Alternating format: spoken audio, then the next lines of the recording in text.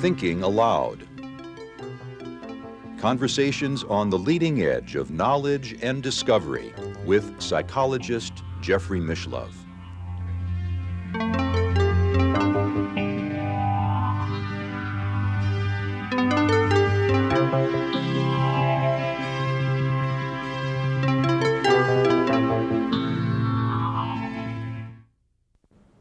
Hello and welcome. I'm Jeffrey Mishlove. Our topic today is self-acceptance, accepting and understanding ourselves, our deep selves. And with me is Swami Dayananda, a member of the Order of Sannyasins, or Spiritual Renunciants. Swami Dayananda is the author of several books, including The Value of Values, Who Am I?, and commentaries on the Bhagavad Gita.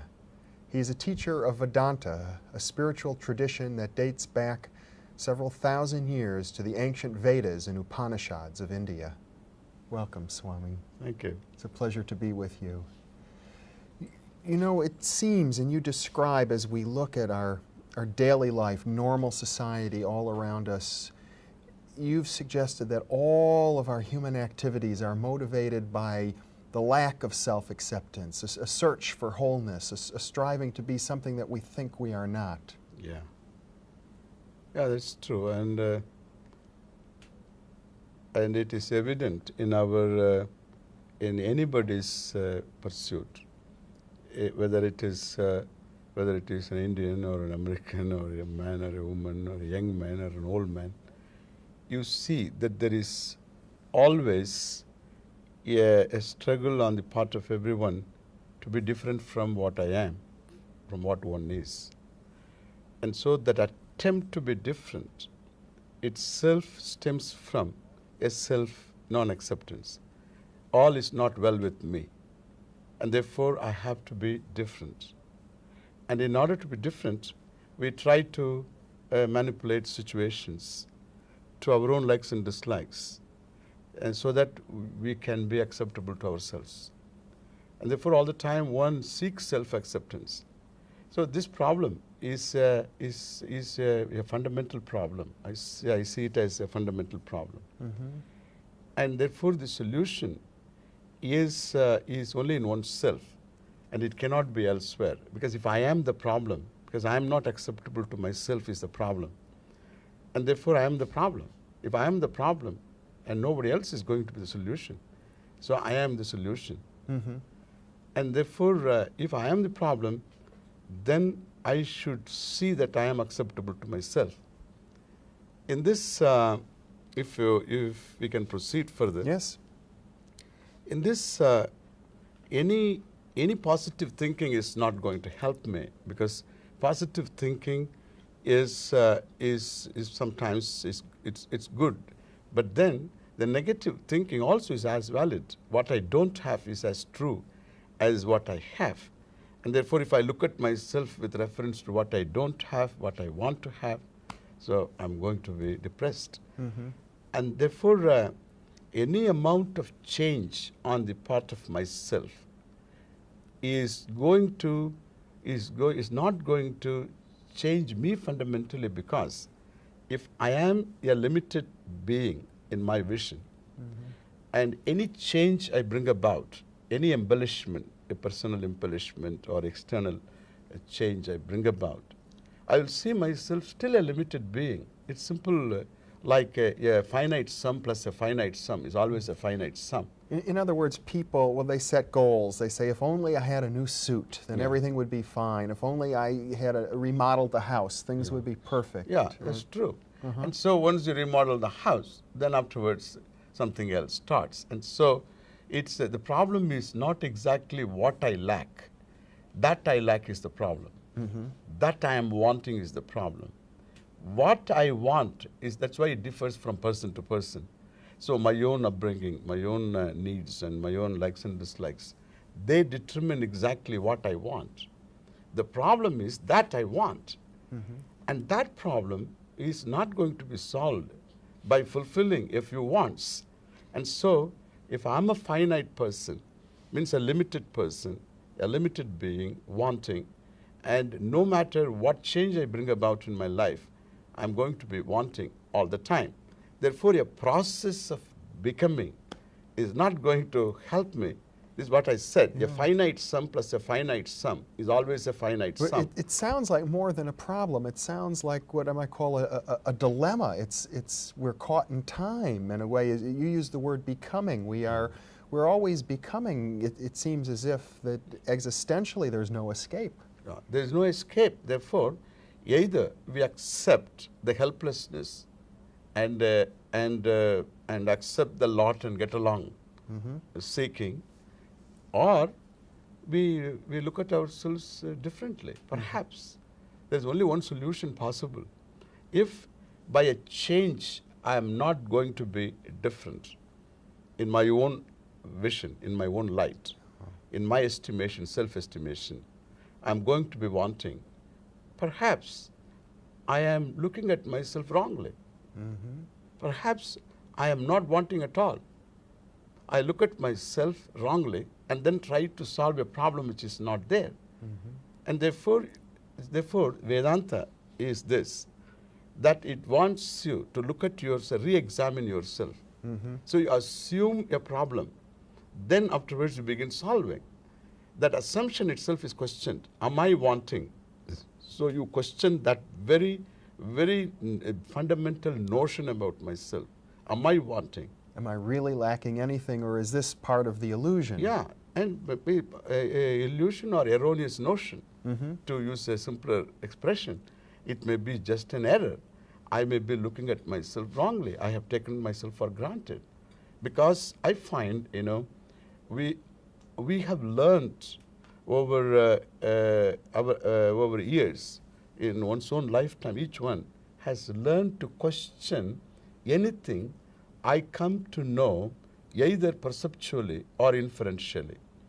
Because we had burnt our fingers, having concluded, and then we found our conclusions wrong, and therefore we have become very wary, become cautious. Yes. We always take everything with a pinch of salt. And always there is the probability, the concept of probability governs all our knowledge pursuits, and which is very healthy. But when it comes to oneself, so everybody takes oneself for granted, because I think that is the only thing which is self-evident, and everything else is evident to me. Well, our culture seems to be imbued with this problem that we now call lack of self-esteem. We all have sort of bad opinions of ourselves. That is a psychological problem, and that is everybody, essentially everybody, whether it's an Indian, in all cultures. So everybody starts with a low self-esteem. When you say I am a mortal, that is a low self-esteem, and so so within that I am a mortal, within the fact that I am a mortal, that I am subject to aging, that I am a man of limited knowledge and limited powers. So this limitation is centered on oneself, a sense of limitation. Most people would just call that realism, not... Yeah, that's what we question that. We question that. That is a fundamental problem. Yes. And therefore, and again later low self-esteem, etc., which is psychological thing. But then that I am a limited being of limited knowledge and limited powers, etc., which is a reality, which is true, but which is also not true.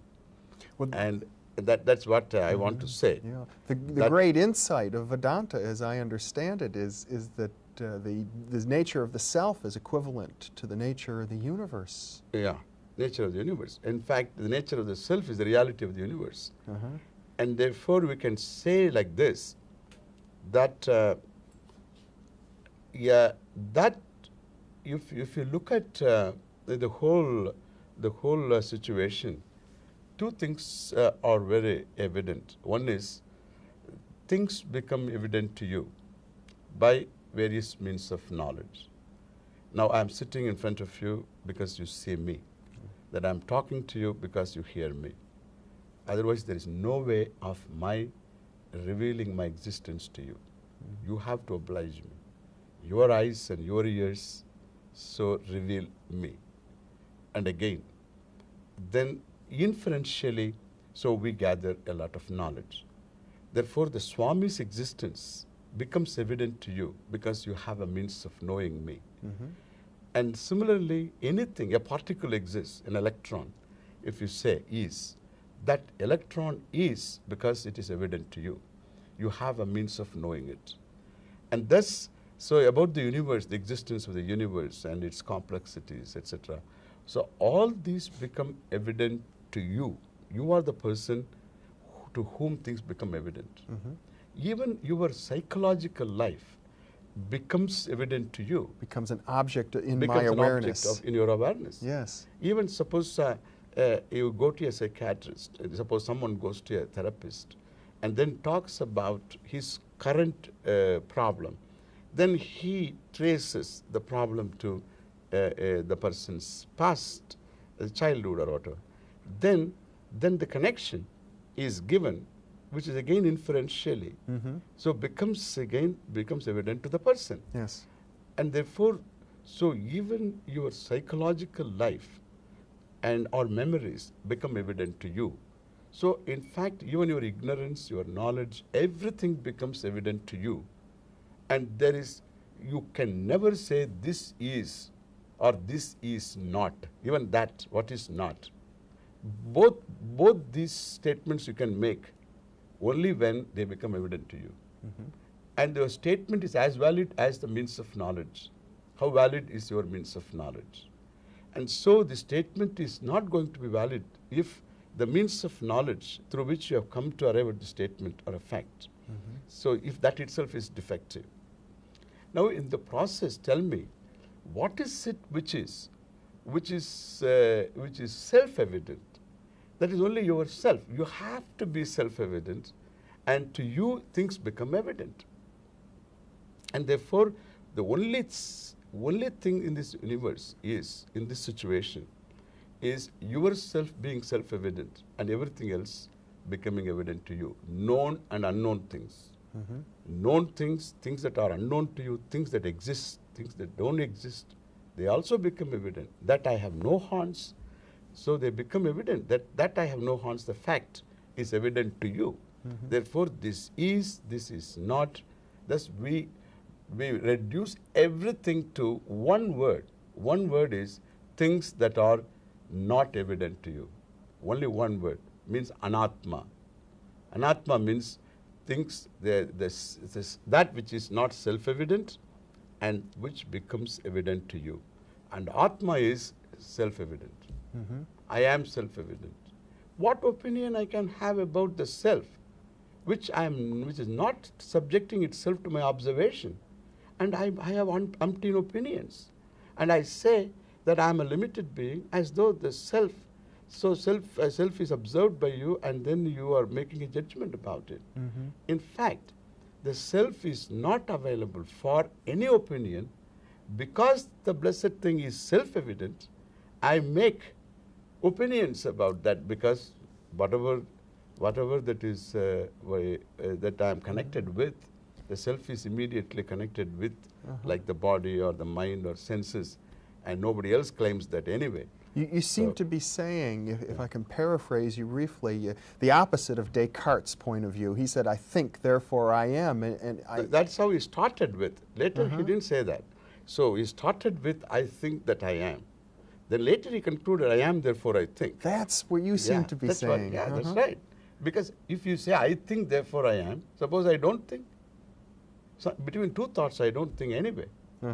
And therefore, if between two thoughts, then I should cease to exist. If I cease to exist after one thought, then who is going to have the next thought? And so that's evidently not true. But it's nice to begin with. I think, therefore I am. In fact, the other way it is about. I am, therefore I think. What I say, even though I am a self-evident person and I am not available for objectification, and I dare to make judgments about myself, which Vedanta questions. All these judgments are unwarranted and they are illegitimate, and therefore you have to know yourself differently. This great insight that I am and that all of the universe is contained in that awareness. That is a step you have to now take. Uh-huh. Then that is, now once we have the problem settled, I mean, what exactly is the problem? So the problem of self non-acceptance implies a notion about the self which is not acceptable to me. No positive thinking will change it. Mm-hmm. If that is understood, then the question is, that notion that I am not acceptable to myself because I am a limited being, limited in knowledge, limited in powers, limited in my pervasiveness, limited in time, and thus, so this limitation that I cast upon myself, we say it may be wrong. Yeah. And I prove that it is wrong because you have no way of making an opinion, judgment about yourself, because the self is not available for such objectification and opinions. It transcends all attempts at objectifying it. Yeah, because it is self-evident. Transcendence does not mean it is not available. It is the only thing which is self-evident, and it doesn't require to be known in an epistemological sense. It is not something that I have to objectify in order to know, like you are knowing me, that the Swami is sitting here close to me is because you are seeing me. A similar situation you don't have with reference to the self. Now, let us proceed here. Now, if this is so, then the question is that universe contains, etc., that it contains the universe, etc., is the thing to be discovered. Uh-huh. And that is whole the teaching. Vedanta is this teaching is unfolding about the self. Now, first negating what I am not. Mm-hmm.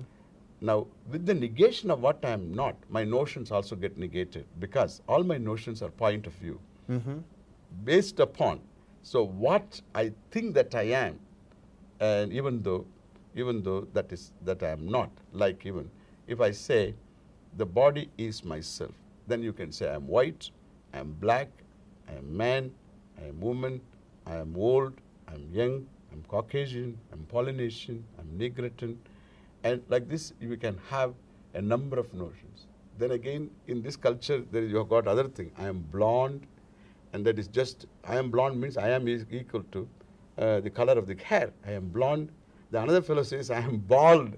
This is amazing. At least the woman has got the color of the hair, and this fellow doesn't have the hair, and he says I am bald, and so that means I am a non-existent hair. I don't know what it is, but anyway, these are all notions based upon your own understanding and appreciation of your physical body. Right. The thing is, the body is anatma, means it is evident to you. Mm-hmm. If it is evident to you, then how can you say this is me? It is okay, I can say body is me, but I am not the body. I may be. See, sometimes the equations are funny. Yeah. Like suppose an actor A plays the role of a beggar B, then the B is A, because there is no role without the actor. Therefore, B is A, but that doesn't mean A must be B. So A is not B. So the body is myself, because I am very much with this body. There must be some reason for it. There is an explainable reason too, but the body is an observed fact. Yeah. And similarly, so if the body is white, body is white. If it is black, it is black. I am black is to take the color of the epidermis, the pigment of the, I am black when you say I am a pigment, I am the pigment of the skin. So that is a funny equation. I mean, in other words, as soon as I try and define myself and say I am this or I am that, whatever my definition is has already become an object in my consciousness, and therefore it cannot really be me. It can only be something that I perceive. Yeah, that's true. So the physical body you perceive, and its attribute you take on to yourself only because the self is not evident. And that's a logical error, is what you're saying. It's a logical error. But which we always seem to make. We fall into that error all the time. It's a perceptual error. It's a judgmental error. Yes. It's a judgmental error. That the body is black is true. Perceptually it is true. But in judgment, I am black is a judgmental error. And like even, the sun rises in the eastern sky, it is true. Therefore, it travels all the time is an error in judgment. And so here perceptually, the body is black, that it is weak, that it is fat is true. But I am fat is a judgment. That means I am equating the body which I objectify as myself to proceed further.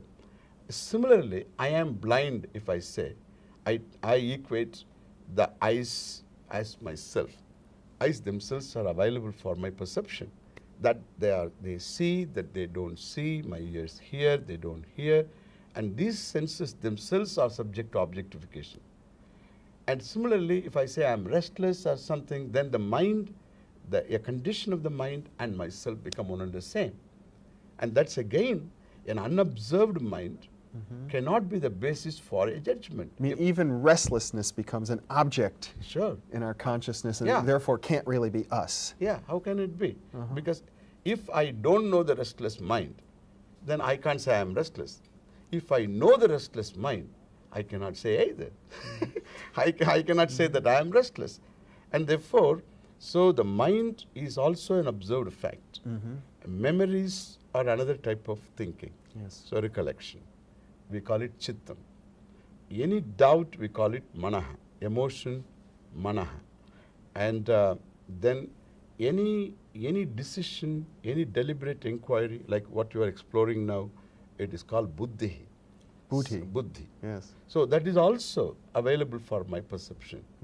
And therefore, even my ignorance is something that is known to me. And therefore, so I cannot say I am ignorant. It's only a point of view. I am ignorant from the ignorance from what I don't know point of I view. mean, you could say there is ignorance rather There is than ignorance. I am ignorant. Yeah. You can say, but as long as you mean it, I am ignorant with reference to what I don't know. I am knowledgeable with reference to what I know. I am a liker with reference to what I like. I am a disliker with reference to what I don't like. So with reference to what I am, so there exactly is the thing that one has to discover. So this is what we call first negation. So up to ignorance I negate. So in the negation, you have negated the whole universe, really speaking. So ignorance and knowledge and the objects of ignorance and knowledge, all of them are negated. Yes. That's all the universe is about, what you know and what you don't know. And therefore what is left out is only a self-evident being, a self-evident person, and that is a conscious person. So minus all these appellations, qualifications added from different standpoints. And so then I become then a self-evident, a conscious being, a self-evident, awareful person, and that person is free from gender, and we go one step further, free from number. There is no number. In other words, there is one self, Yeah. one awareness that permeates all objects, all existence. Must necessarily, because that is true. That is because if I am a conscious being, then I am a conscious person with reference to what I am conscious of. But with reference to myself as I become the abstract form of that very conscious being, which is what you say consciousness, and that I am awareness. As awareness, it has no form, it is not subject to time. I am aware of time, I am aware of space, I am aware of everything in time-space framework. As awareness, it has no particular form spatially, therefore it is not limited. Time-wise, it is not limited. And therefore, time is I am there, awareness is, space is, awareness is. The whole universe, whatever you think of is, awareness is, but awareness is without any of them. I can dismiss time, my awareness is. In sleep, time goes, I am not gone, and for a split second, time goes, awareness is. And therefore, so awareness is the content of time, and awareness is the content of space, the reality of space. Awareness is the reality of the time-space framework and everything that exists in time-space.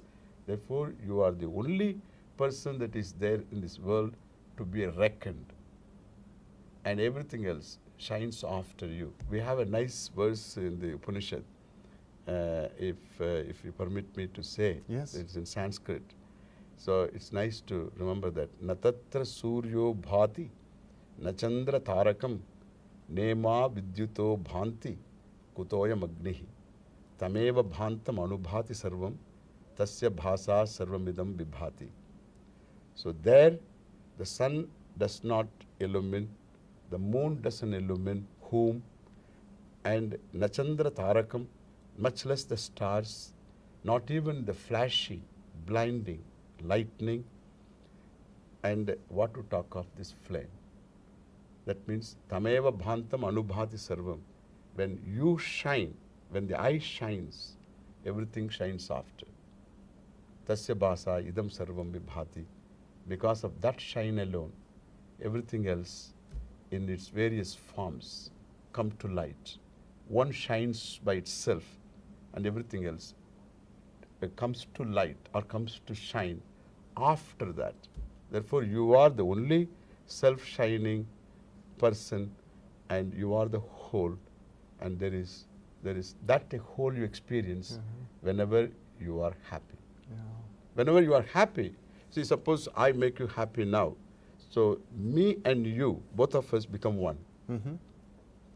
And the moment you think, I wish the Swami came in a suit, then there is a separation between you and me. So there's a difference between the intellectual realization of these truths and the ability to maintain and to hold that, to live that awareness. That is that implies clarity. Yes. The one good thing about this is the self is not a matter of memory.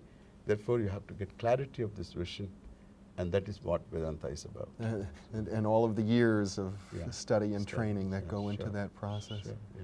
Well, Swami Dayananda, it has truly been a joy to Thank share you. this half hour with you. Thank you.